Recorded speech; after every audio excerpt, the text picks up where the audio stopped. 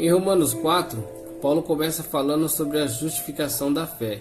Ele cita o exemplo de Abraão para mostrar que a justiça de Deus se manifesta por meio da fé, e isso ocorreu antes do anúncio da lei para que todos os judeus e gentios fossem justificados pela fé. O seu argumento prossegue com o episódio entre Abraão e Isaque, onde o patriarca se sujeitou à ordenança divina para sacrificar seu filho. Paulo mostra que Abraão creu contra a esperança e não duvidou por incredulidade da promessa, isso porque confiava na promessa de Deus. Abraão creu em Deus. Muito se fala sobre como o Antigo Testamento está ultrapassado, mas isso não é verdade. Devemos nos lembrar que toda a Escritura é inspirada e não apenas o Novo ou o período da graça em Jesus. Os homens e mulheres de Deus da Antiga Aliança são listados como sendo heróis da fé, em Hebreus 11. E os que eles tinham em comum, além das muitas tribulações? Fé. Abraão foi justificado diante de Deus pela fé, não por suas obras. Romanos 4:3. É um fato que sua fé motivava suas decisões e estilos de vida, mas ele foi aceito diante de Deus por acreditar, não por ter um bom desempenho religioso. O que eu e você precisamos fazer para ser aceitos diante de Deus? O mesmo. Sendo assim, acredite. Pare de desconfiar de um Deus que nunca mentiu ou faltou com a palavra. Se for desconfiar de alguém, desconfie de si mesmo e não dele.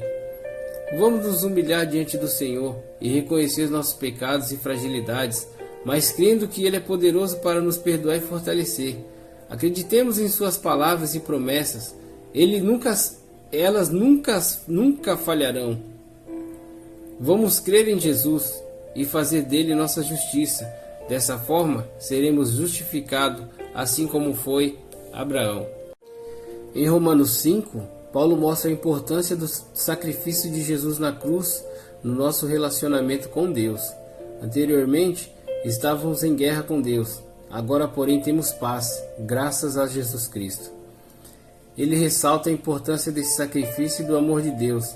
Exatamente quando nós andávamos depravados em nossos pecados, a morte e a ressurreição de Jesus põe fim ao reino da morte que começou em Adão e foi até Moisés e a lei. Isto é, quando Jesus ressuscitou, a morte foi derrotada. Justificados pela fé, temos paz com Deus. Existe uma inimizade natural entre Deus e o ser humano, desde o Éden, mas não foi sempre assim. Antes da queda, existia uma amizade natural entre o Criador e a criatura.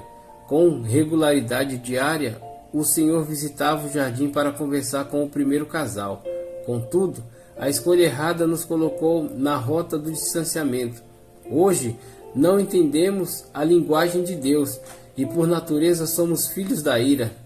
Mas, apesar disso, podemos dar graça a Deus por intermédio de Jesus Cristo e por meio dele ter acesso à reconciliação e à esperança da ressurreição, do novo céu e da nova terra. Porém, antes que isso aconteça, é necessário que suportemos as aflições do tempo presente e sejamos aperfeiçoados até que tenhamos o caráter de Cristo. Romanos 5, do 3 ao 5. Uma vez que confessamos a Jesus como Senhor e Salvador de nossas vidas, somos reconciliados e podemos ter acesso com confiança à presença de Deus. Podemos nos ajoelhar diante dele com reverência, temor e amor, tendo a segurança de que somos bem-vindos, aceitos, queridos em sua presença. No entanto, é muito importante lembrar, essa justiça não é mérito nosso, ela é do início ao fim, mérito de Jesus. Por isso, em Romanos 5:1, o Espírito Santo nos diz que, tendo sido justificado pela fé, temos paz com Deus. Em Romanos 6, Paulo apresenta os motivos de não podermos mais viver na prática do pecado. Quando passamos pelo batismo, declaramos publicamente aos céus e à terra que estamos mortos para o pecado e vivos para Deus. Ou seja, antes éramos escravos do pecado e do diabo, agora somos escravos da justiça e vivemos para Deus. E por que isso acontece? Deus é o nosso Redentor. Quando Jesus deu a vida dele para pagar a nossa dívida, ele adquiriu direito legal sobre todos os que receberam o seu sacrifício. Desta forma, de agora em diante, tudo o que temos, tudo o que somos ou tudo o que viermos a ser, pertencem a ele. Continuaremos pecando para que a graça aumente? Mesmo sendo justificados pela fé, não podemos viver como amantes do pecado, visto que quando recebemos Jesus como Salvador e Senhor, nos declaramos mortos para o pecado. Romanos 6:2. Nos dias iniciais da igreja, surgiram muitos falsos mestres, ensinando uma carga maior de pecados, glorificava a Deus, pois tornava evidente o seu amor e graça. Mas essa é uma grande mentira do diabo. Um Deus santo e glorificado por um viver em santidade por parte do seu povo.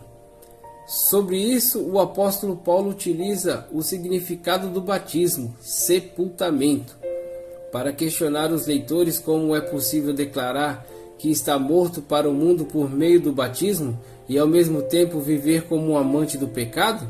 Não faz o menor sentido. Como seres humanos, sempre lutaremos contra os desejos da nossa natureza carnal e contra o pecado, mas como filhos de Deus, temos o prazer na santificação, naquilo que agrada o nosso Pai e não ao que agrada a nossa natureza contaminada pelo pecado.